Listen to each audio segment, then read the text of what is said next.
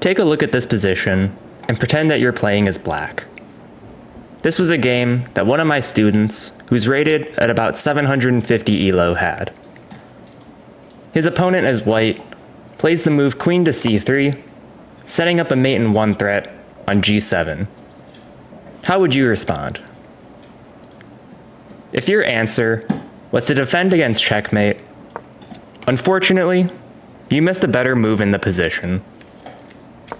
The best move in the position is to take the rook with check and then defend against checkmate, because check is always the strongest move. In this episode, we're going to talk about king safety and why it's probably the most important concept in all of chess. It comes down to one very simple reason. If you lose your king, you lose the game. Because of this, keeping our king safe has to be the highest priority on every single move. Going back to my student's game, he also made the mistake of defending against checkmate, playing the move pawn to f6. Fortunately, his opponent still resigned in the position because his opponent was just down material anyways. However, we have to remember that by the rules of chess, if your king is in check, you are forced to respond. That is why when we take the rook with check, white is not allowed to play checkmate in 1 because he cannot leave the king in check. And by the rules of chess, he has to respond to the check, to which afterwards we can defend against checkmate. If we don't take the rook first, and we simply defend against checkmate, then white can just defend his rook by moving it away, and we can no longer win the rook for free. Here's another student's game, with this student being rated about 630. In this position as black, my student decided to take the knight with the queen, thinking that the knight was just free. Unfortunately, this falls for a typical tactic in which the king and another piece are stuck in an alignment, allowing white to play the move rook to e1, pinning our queen to the king. And by the rules of chess, we cannot move our queen away to safety because it would leave our king in check. Thus, showing another example of why king safety must be a high priority at all times, not just for your king, but for the safety of your other pieces as well. Here's another classic trap in the opening that involves an attack on the diagonal against an uncastled king. In this position, there's a classic trap where white plays a move, pawn takes e5. Now, if you heard me before, I mentioned that this falls for diagonal attacks on an uncastled king, which would lead you to finding the move queen to h4, double attacking the king in this pawn, and after the king moves, he's in a lot of trouble. One more example of an opening trap against uncastled kings involves this very early queen cheese. A lot of beginners will see this queen and think, I should just attack it with a move like pawn to g6, but this falls for a classic trap where the queen can take on e5, double attacking the king and the rook, showing another example of how attacks on an uncastled king can just lead to tactics losing different kinds of pieces all over the board. Okay, great. So we've seen a bunch of tactics where one side can lose a piece or the game due to having an unsafe uncastled king. So what are tips we can use to actually make our king safe? Well, one of them was something that I've actually recommended in a previous episode, of castling early in the opening. These tactics are the main reason why that is actually a tip. Getting the king to safety as early as possible is a high priority so you don't blunder pieces across the board. Another tip for king safety was one that I recommended again in another previous episode.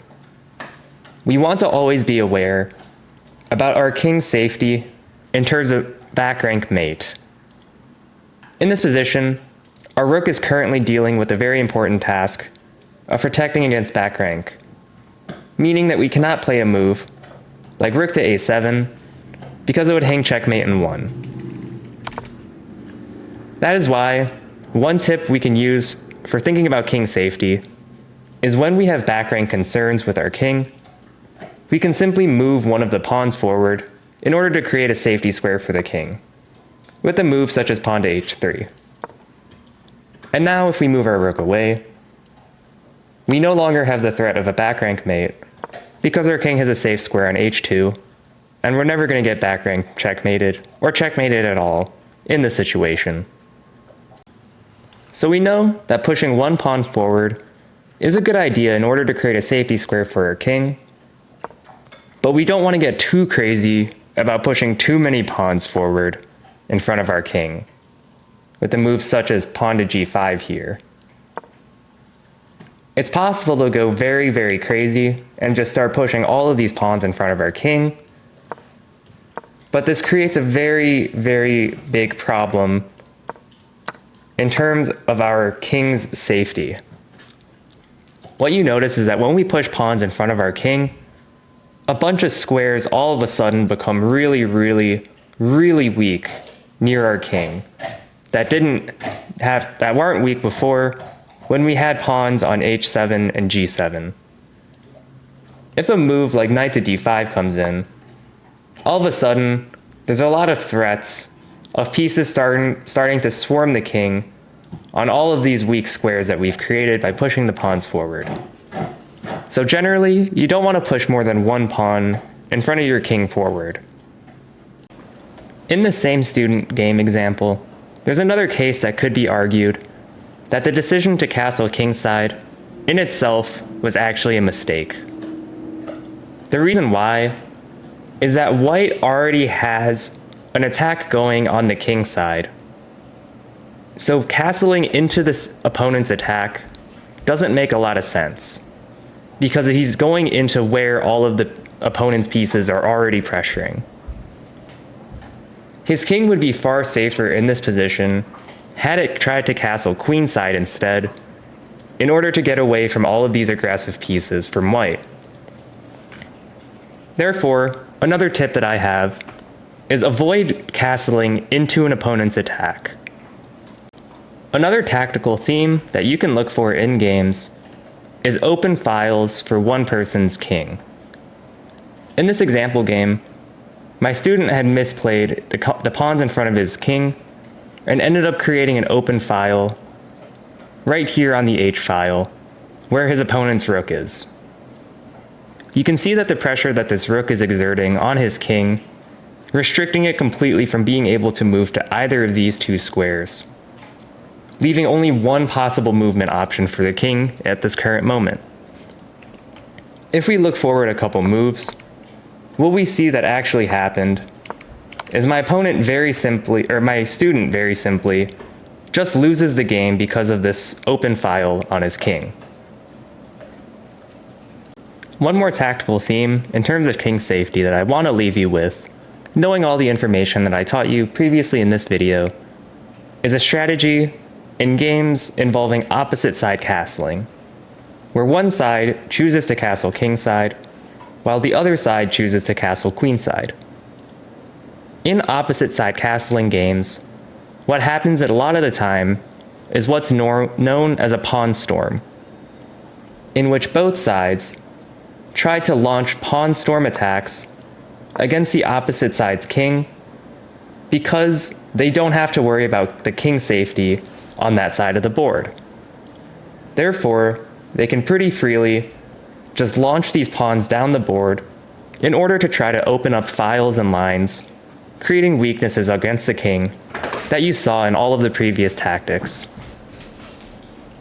If you want to master all of the concepts that I've taught you in this video, really the best way you can do that is by practicing checkmating puzzles. By practicing checkmating puzzles, you'll be able to see weaknesses against the king, such as back rank checkmate here, and you'll be able to see weaknesses against the opponent's king and against your own king much more quickly in your own games. So practice checkmating puzzles in order to master all of these king safety concepts.